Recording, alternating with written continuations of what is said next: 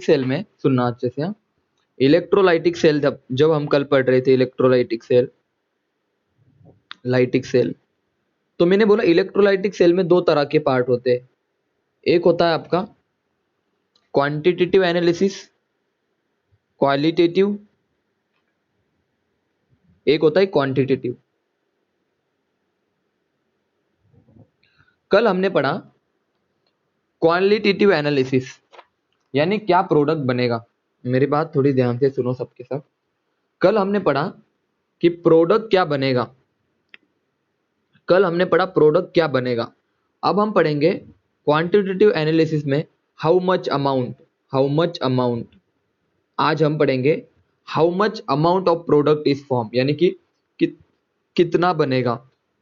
How much यानी कि amount पढ़ेंगे आज, अमाउंट कितना बनेगा। कल हमने पढ़ा कि मान लो NaCl है, H2SO4 है, तो कौन सा प्रोडक्ट बनेगा। कॉपर सल्फेट है तो कौन सा प्रोडक्ट बनेगा। कल हम ये पढ़े थे ना क्वालिटेटिव एनालिसिस में। लेकिन बच्चों क्वांटिटेटिव एनालिसिस में हम क्या पढ़ेंगे कि ठीक है कितना बनेगा, अगर हाइड्रोजन गैस रिलीज हुई तो कितनी हुई, ये वाली चीज हम पढ़ेंगे क्वांटिटेटिव एनालिसिस में। चलो मैं सबसे पहले तो लिख देता हूं हमें कैसे पढ़ना है। तो सबसे पहले तो फैराडे नाम का एक साइंटिस्ट था, फैराडे ने कहा, क्या कहा सुनना। फैराडे ने कहा, देखो सुनना अच्छे से बच्चों, ध्यान से सुनना। बस एक फॉर्मूला आपको पढ़ाना है आज के लेक्चर में, उसके बाद फिर हम क्वेश्चन आंसर सेशन स्टार्ट कर देंगे। और बिल्कुल सिंपल था, फैराडे का फर्स्ट लॉ देखो, फर्स्ट लॉ ऑफ फैराडे यहां पे लिख देता हूं मैं, Faraday first law, Faraday's first law. ध्यान से सुनना अच्छे से, यहीं से क्वेश्चन आते, सेकंड लॉ से आज सच कोई क्वेश्चन नहीं आपको आने वाला। देखो अगर मैं फैराडे के फर्स्ट लॉ की बात करूं तो उसने कहा कि मान लो आपके पास बीकर है ये वाला, और इसके अंदर आपका NaCl है, ये NaCl है, ठीक है। ये आपके दो इलेक्ट्रोड है छोटे छोटे, और आपको पता है एक तरफ पॉजिटिव चार्ज, एक तरफ नेगेटिव चार्ज। और हम यहाँ से बच्चों, यहाँ से हम ना इधर से इलेक्ट्रिसिटी प्रोवाइड करते हैं, यहाँ से चार्ज प्रोवाइड करते हैं, चार्ज। अब मुझे बताओ बच्चों प्रोडक्ट कब ज्यादा बनेगा रे बच्चों, इधर क्लोरीन गैस और इधर सोडियम, कब ज्यादा बनेगा, कोई बता सकता है। सोडियम और क्लोरीन कब ज्यादा बनेगा, जल्दी बताओ कब ज्यादा बनेंगे, बोलो जल्दी।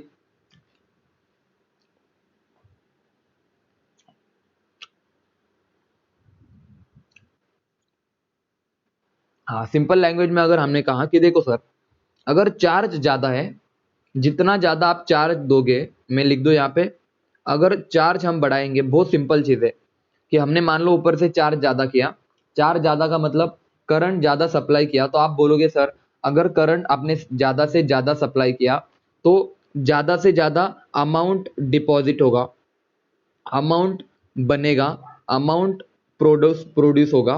यहाँ पे लिख दूं, अगर मैं ज्यादा से ज्यादा चार्ज इधर से प्रोवाइड करूं बच्चों, देखो ज्यादा से ज्यादा इलेक्ट्रिसिटी अगर मैं दूं इनको, तो इलेक्ट्रिसिटी अगर ज्यादा है तो ज्यादा से ज्यादा सोडियम बनेगा, ज्यादा से ज्यादा क्लोरीन बनेगा। तो आप ऐसे लिख सकते हो ना कि charge is directly proportional to, तो देखो आप लिख सकते हो कि बच्चों जो चार्ज है ना वो आपका डायरेक्टली प्रोपोर्शनल होता है, या सिंपल लैंग्वेज में लिखो तो amount, amount of substance, amount deposited is proportional to the charge, charge.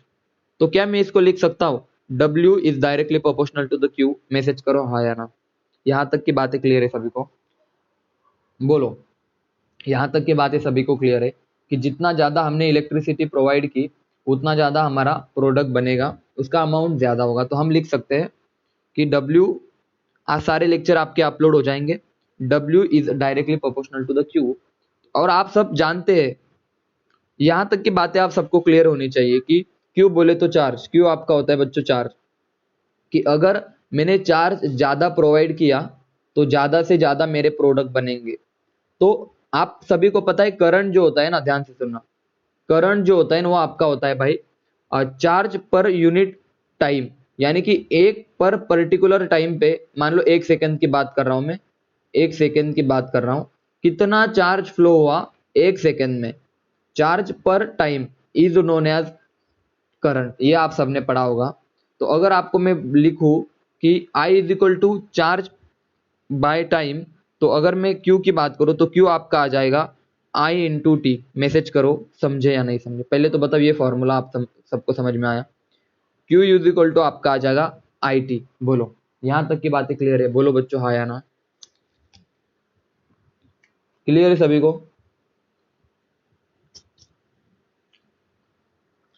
हमने पढ़ा था, कभी तो भी आपने फिजिक्स में पढ़ा होगा कि जो आपका करंट है वो होता है charge per unit time.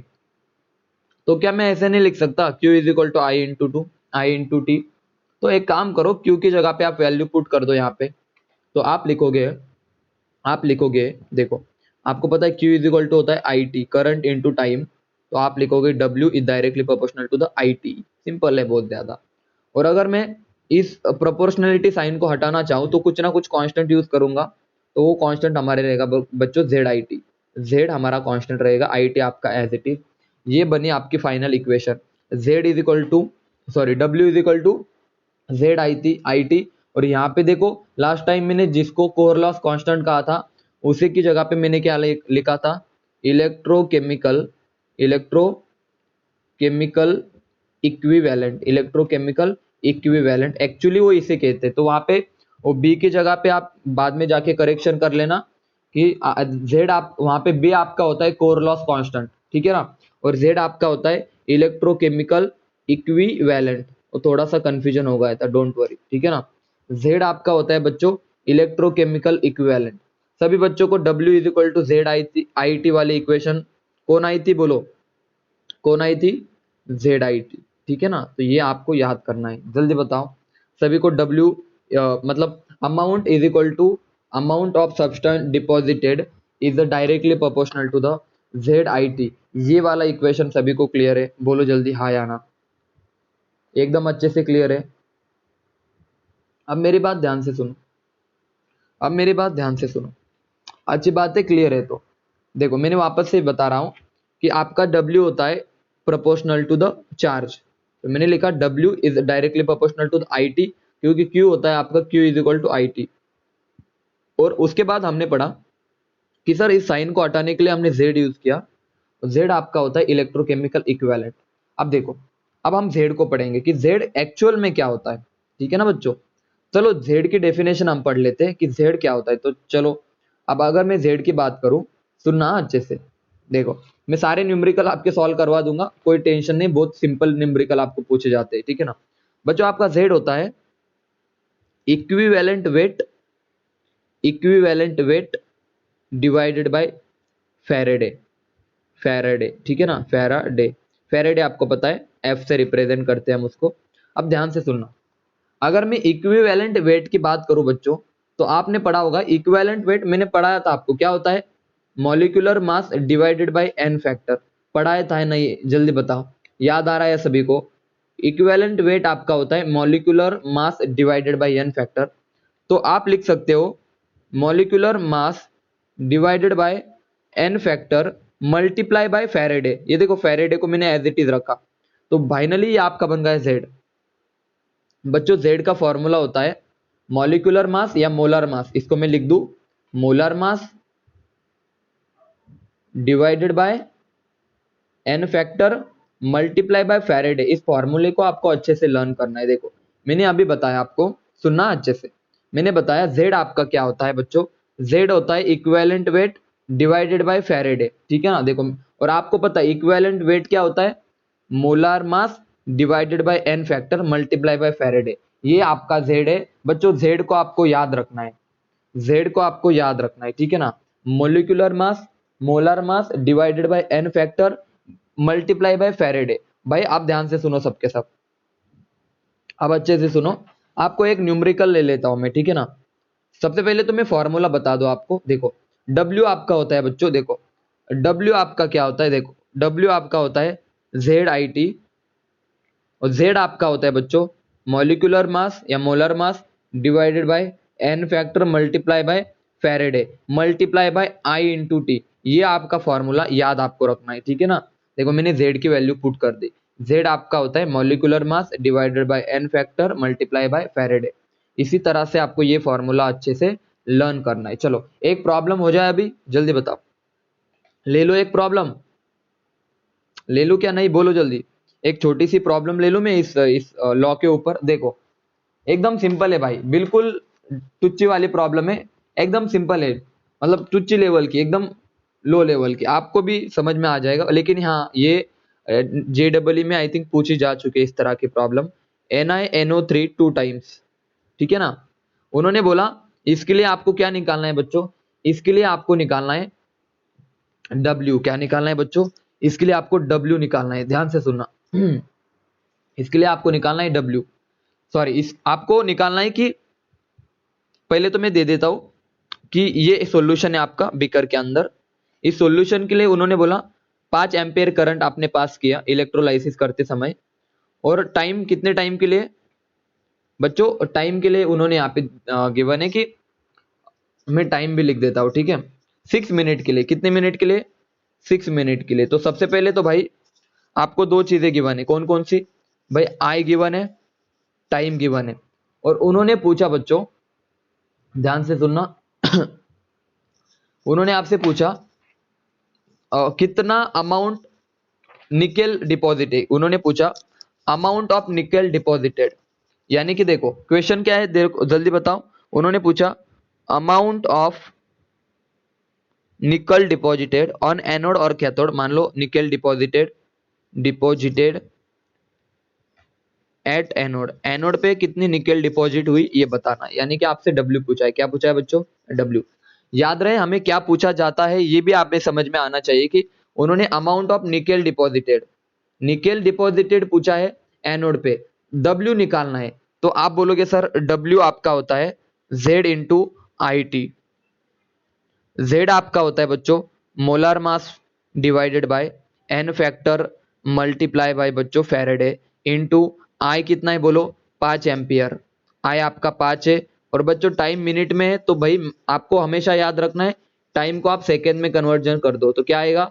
6 into 60। तो कितना आया बोलो? 6 इंटू, यहाँ पे लिख दूं मैं 6 इंटू 60, ये आ गया आपका I। देखो बच्चों ये आपका एम्पियर बन गया, और ये टाइम बन गया आपका 6 इंटू 60। ये तो थी बातें। अब बोलो कितना फैराडे की वैल्यू कितनी आती है बच्चों? बच्चों फैराडे की वैल्यू आपकी आती है, जल्दी बताओ, सबको पढ़ाया मैंने। इसकी वैल्यू होती है 500। यानी कि देखो अब मोलर मास निकेल का गिवन होगा 58, मोलर मास भी गिवन होगा आपको। देखो मोलर मास आपको पूरे मॉलिक्यूल का नहीं निकालना, उन्होंने किसका पूछा है? निकेल कितना डिपॉजिट हुआ। तो मोलर मास किसका लेना है बच्चों आपको? जो चीज डिपॉजिट होती है उसका ही लो ना, 58।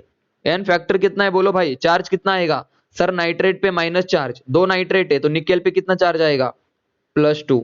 समझ में आया सभी को? बोलो जल्दी।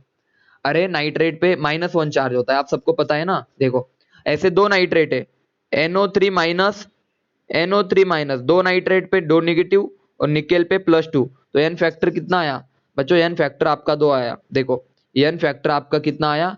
2 आया। सारी चीजें आपको पता है, वैल्यू पुट करो, W निकालो। मैं वापस से बता देता हूं, सुनो, वापस से सुनो।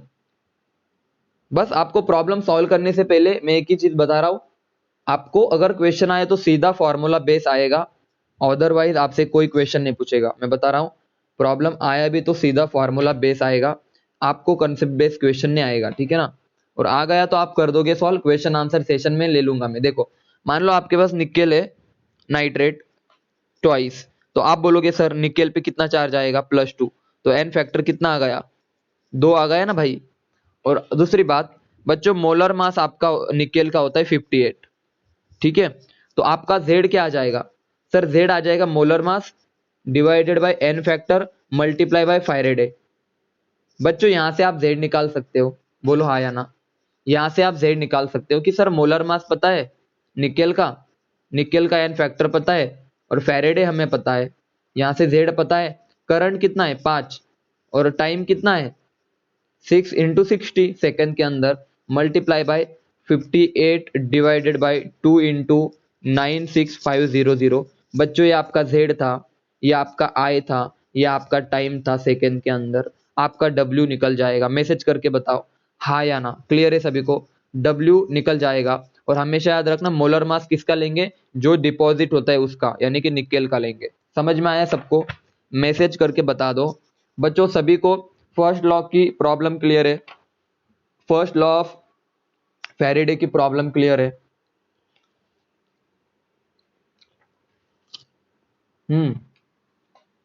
Very good. देखो अब मैं एक बार आपको बता देता हूं,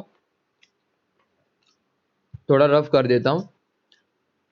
और हाँ दूसरी बात, आज इतनी लेक्चर हो गया आपकी, मैं तुम्हें एक बार सब फॉर्मूले रिवाइज करवा देता हूं, घर पे जाके आप सब प्रैक्टिस कर लेना। कल मैं क्वेश्चन आंसर सेशन लगा दूंगा, ठीक है ना, इलेक्ट्रोकेमिस्ट्री के, ध्यान से सुनना। अब बैटरी में क्वेश्चन आंसर में करवा दूंगा, ओके, सारे problems, don't worry. Actually actually पता है क्या हुआ आज, मतलब क्या बताऊं मैं, प्रॉब्लम प्रॉब्लम तो मैं बता नहीं सकता आपको। मैं बहुत ज्यादा, मेरी 60 किलोमीटर ट्रैवलिंग हो गई आज दिन भर में, और 4 लेक्चर हो गए ऊपर से। इसीलिए मैंने इलेक्ट्रोकेमिस्ट्री खत्म करने का हो ये कर लिया था कि आज बस खत्म कर दूंगा, फिर कल फ्री हूँ, कल क्वेश्चन आंसर करवा दूंगा, ठीक है ना, डोंट वरी। हाँ देखो मैं आपको बता दूं, हाँ बैटरी यार देखो ड्राई सेल है, वो भी पढ़ा दूंगा, वो बहुत 10-10 15-15 मिनट के टॉपिक है, छोटे छोटे क्वेश्चन आंसर में करवा देंगे। अब सुनो बच्चों, कंडक्टेंस में आपको मैं जो देखो अभी शॉर्ट नोट्स कैसे निकालना है, देखो यहाँ पे मैं एक बार बता दूं हाउ टू, ये देखो हैंड राइटिंग कितनी अच्छी आ रही है मेरी। शॉर्ट नोट्स सुनो अभी अच्छे से, शॉर्ट नोट्स आपको कैसे निकालने, तो मैं यहाँ पे लिख देता हूँ सिंपल, कंडक्टेंस के, और दूसरा इलेक्ट्रोकेमिकल सेल के, इलेक्ट्रोलाइटिक सेल के, इलेक्ट्रोलाइटिक सेल के। भाई अभी जो फॉर्मूला था ना, उस फॉर्मूले को लिख लेना आप बाद में जाके, W इज इक्वल टू क्या था, Z इंटू आई टी, ये वाला फॉर्मूला। और Z क्या था भाई, Z आपका था molar mass divided by N factor multiply by Faraday into क्या था भाई, आई टी था, ये वाला फॉर्मूला।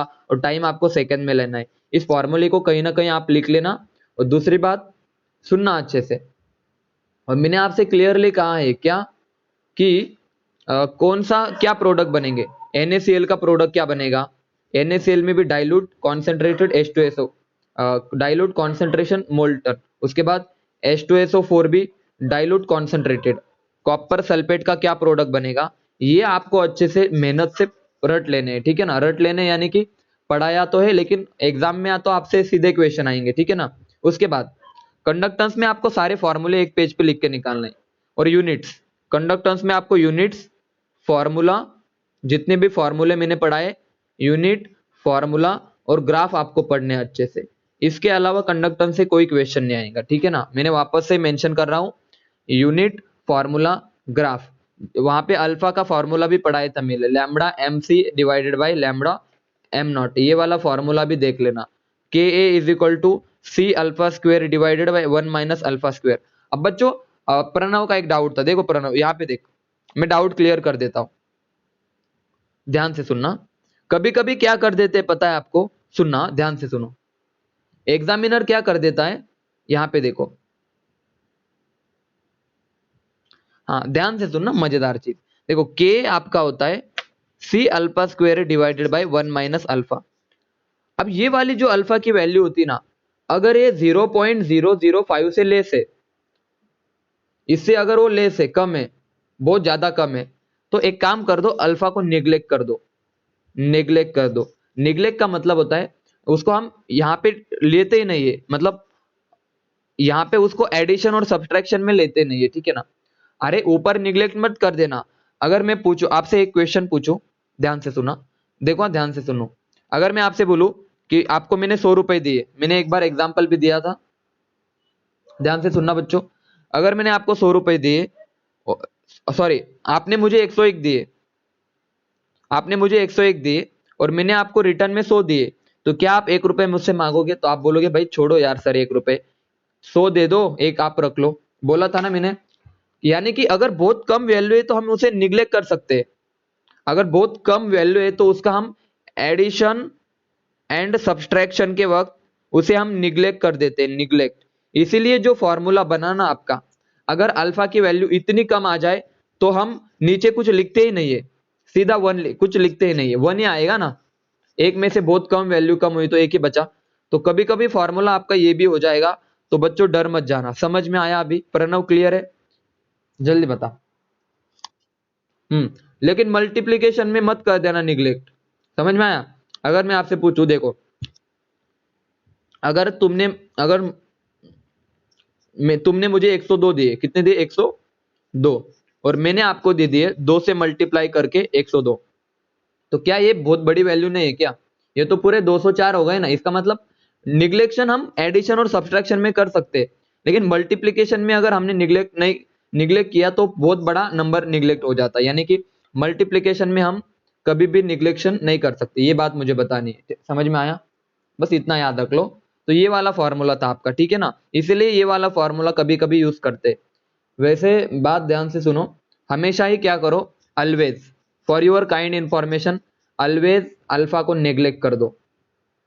कोई नहीं, आपको ऐसे क्वेश्चन आएंगे और आपका फॉर्मूला यही बचा रहेगा। तो सीधा आपने फॉर्मूला यूज किया बच्चों, तो भी कोई चिंता की बात नहीं है।